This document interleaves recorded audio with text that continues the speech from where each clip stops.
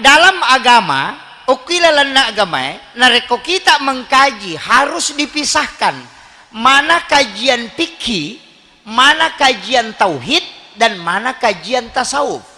Mursyid kita ini lari ke tarekat, tapi pasti hatam di fikih karena ngaji sama guru saada, pasti ngaji fikih. Ulama tarekat itu pasti awalnya di fikih dulu, baru paham tauhid, baru masuk ke hakikat. Nah yang sekarang langsung lompat ke hakikat, ndak ngaji fikih. Makanya mengenal Allah secara hakikat tapi tidak sholat, kan banyak itu. Ndak sholat tapi akidahnya kuat. Makanya kenapa itu dilarang? Apa bedanya dengan iblis? Iblis itu mengenal Allah tapi dia tidak sujud.